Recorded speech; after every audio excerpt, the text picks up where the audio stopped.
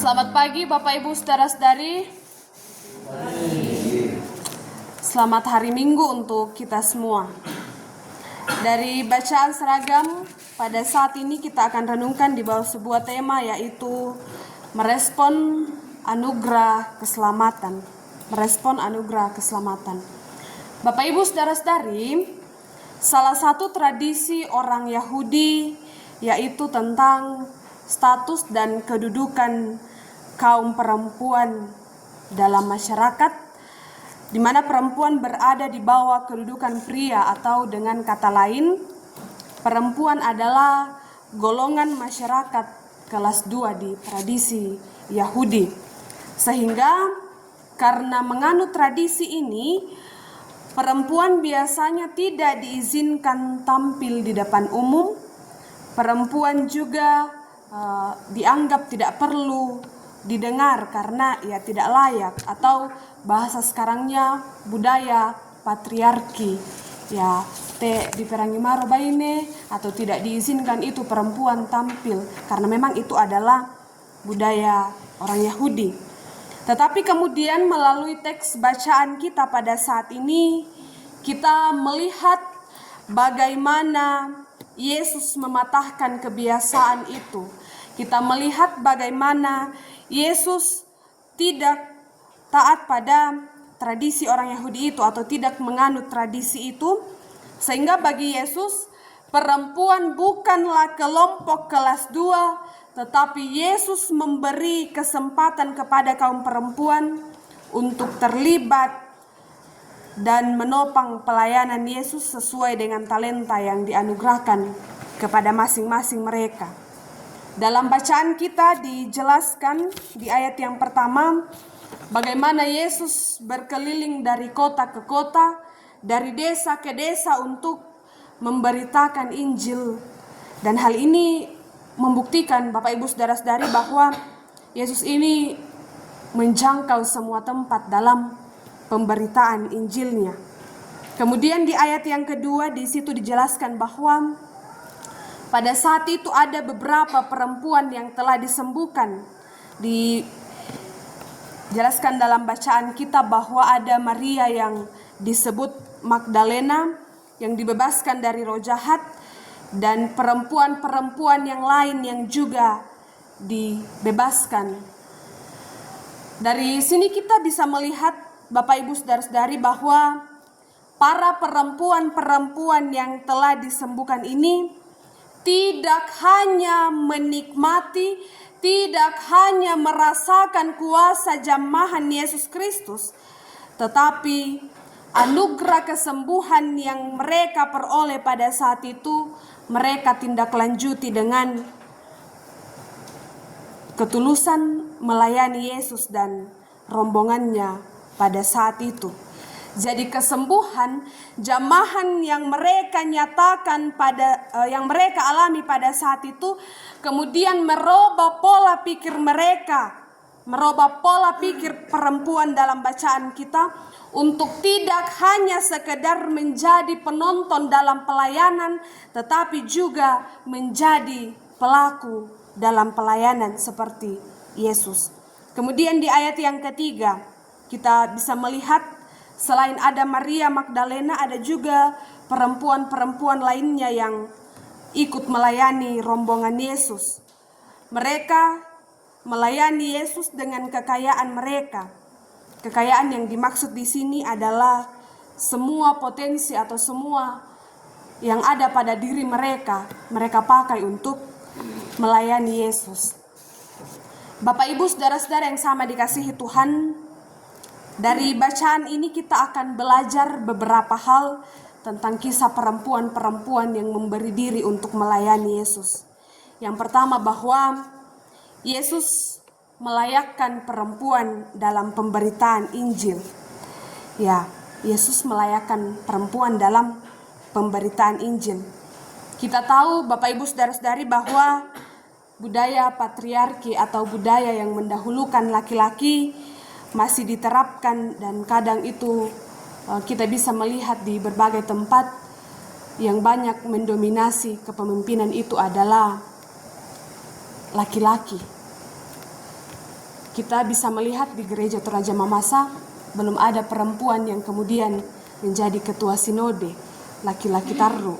Tapi kita juga berdoa mudah-mudahan ke depan sudah ada perempuan, supaya kita melihat juga bagaimana kemudian perempuan kalau memimpin.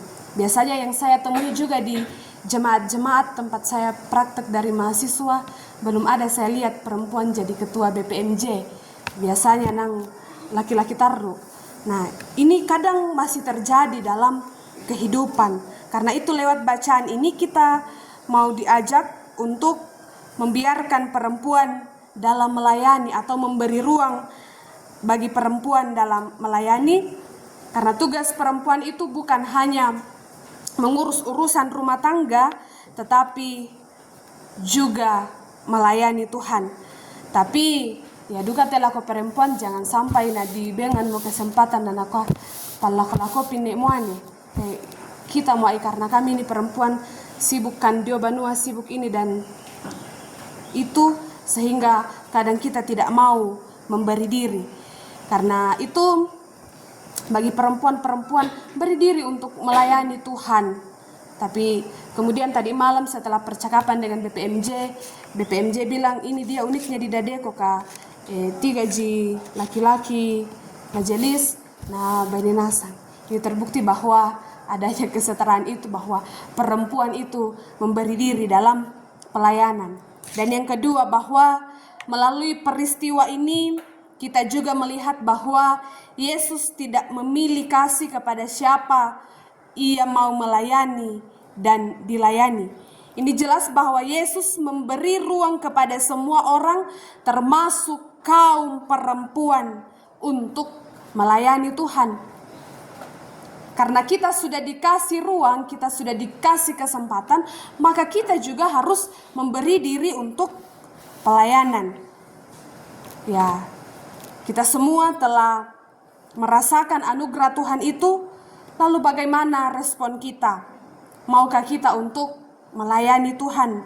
Atau jangan sampai mila seki ma gereja malosotoki, mila loki ma ibadah rumah tangga malosotoki, ya bagaimana nih?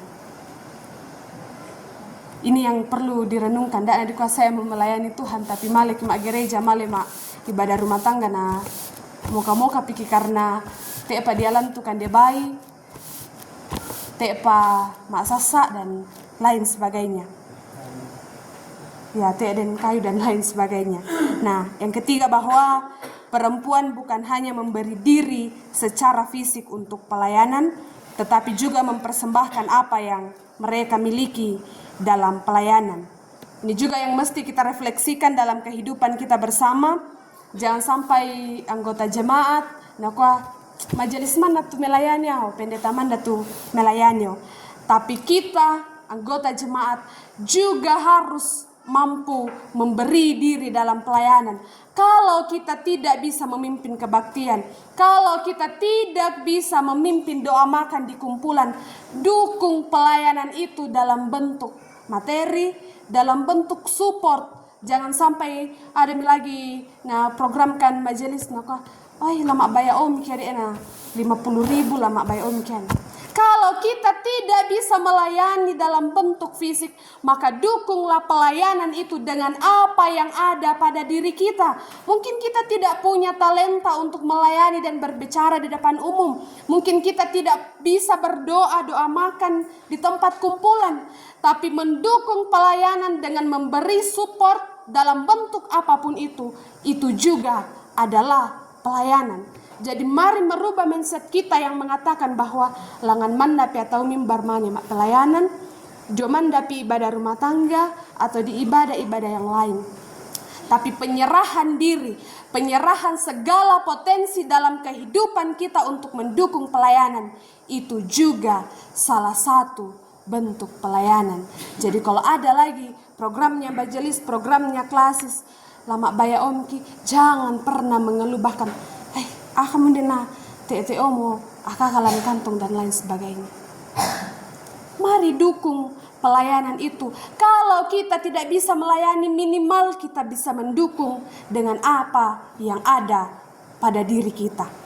Karena itu Bapak Ibu saudara-saudari dan anak kaum laki-laki kaum perempuan mandomo tenakan nama khotbah minggu ini. Kita semua kena.